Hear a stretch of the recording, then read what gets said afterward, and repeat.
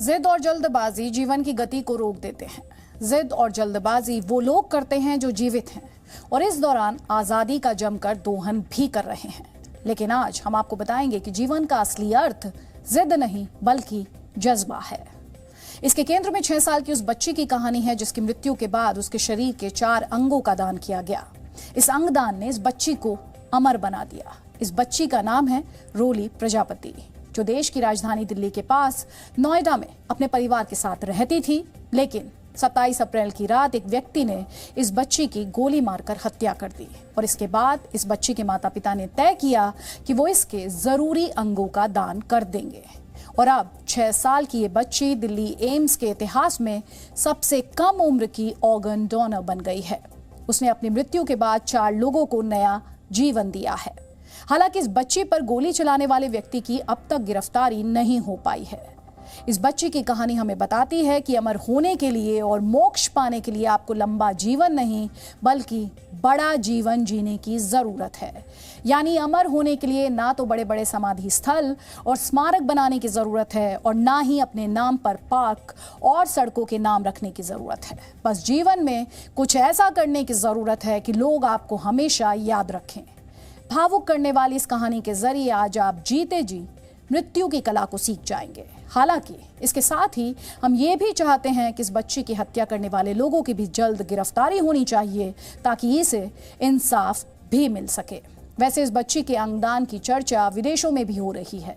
America के एक परिवार और इटली के एक एनजीओ ने ऐलान किया है कि वो इस बच्ची के बाकी 5 भाई बहनों की पढ़ाई का पूरा खर्च उठाएंगे। अमेरिका का ये वही परिवार है जिसने 28 साल पहले वर्ष 1994 में एक ऐसे ही हमले में अपने 7 साल के बेटे को खो दिया था और उस बच्चे का नाम निकोलस ग्रीन और इस पर निकोलस गिफ्ट नाम से हॉलीवुड में एक फिल्म भी बन चुकी है। दरअसल 1994 में निकोलस ग्रीन अपने परिवार के साथ इटली घूमने गया था और इस दौरान एक हमले में उसकी मौत हो गई। इस घटना के बाद इस परिवार ने तय किया कि वो अपने 7 साल के बेटे के अंगों का दान कर देंगे और तब इस अंगदान से 7 लोगों को नया जीवन मिला। बड़ी बात यह है कि इस अंगदान ने तब इटली के लोगों को इसके प्रति काफी जागरूक किया और वहां कुछ ही समय में अंगदान करने वालों की संख्या 3 गुना तक बढ़ गई थी।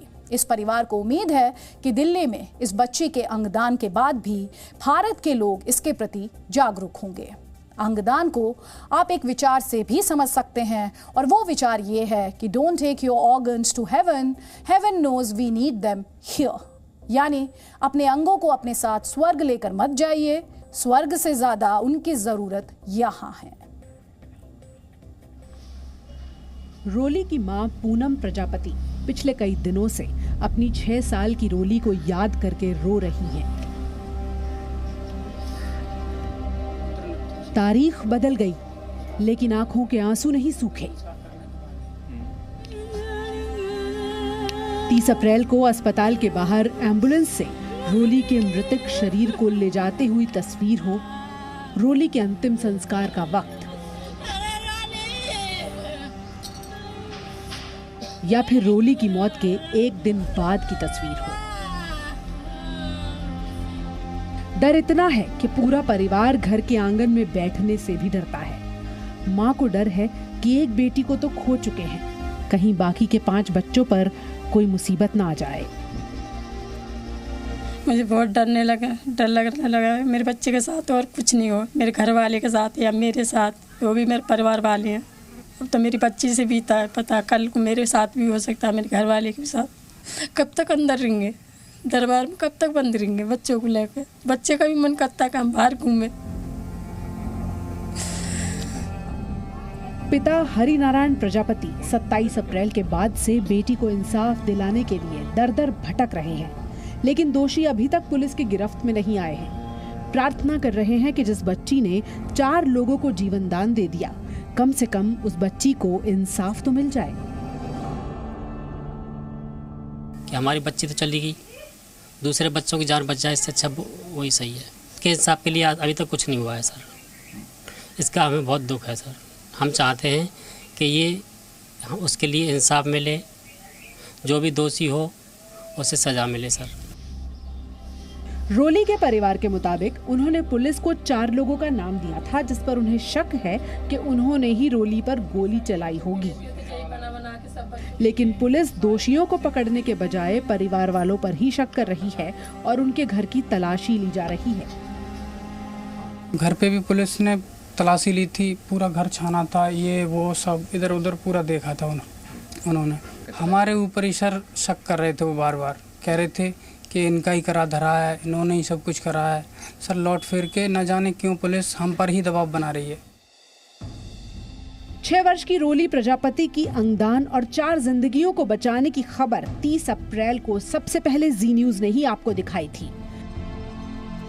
इस खबर का असर ये हुआ कि अमेरिका में रहने वाले निकोलस ग्रीन के पिता रेगिनल्ड ग्रीन को जब रोली प्रजापति की मौत और अंगदान के बारे में पता चला तो उन्होंने एम्स दिल्ली में रोली का इलाज करने वाले न्यूरोसर्जन डॉक्टर दीपक गुप्ता से ईमेल के जरिए संपर्क किया और रोली के परिवार की मदद की पेशकश की।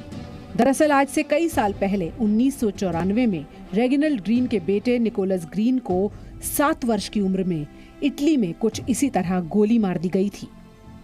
अब इस पिता को उम्मीद है कि जैसे उनके बेटे ने जाते जाते 7 लोगों की जान बचाकर इटली में अंगदान का रेट बढ़ाया था, वैसे ही भारत में रोली के अंगदान की ये कोशिश इस मुहिम को बढ़ाने का काम करेगी।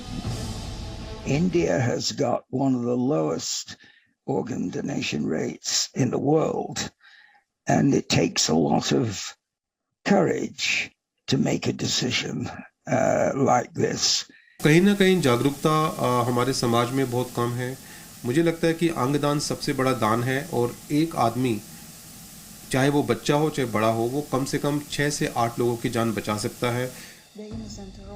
इटली में ऑर्गन डोनेशन का अभियान चलाने वाली डॉक्टर एना टेरेसा मेजो ने भी ईमेल के जरिए एम्स दिल्ली से संपर्क किया है और रोली के परिवार और 5 भाई बहनों की पढ़ाई के लिए 50,000 यूरो की मदद की पेशकश की है।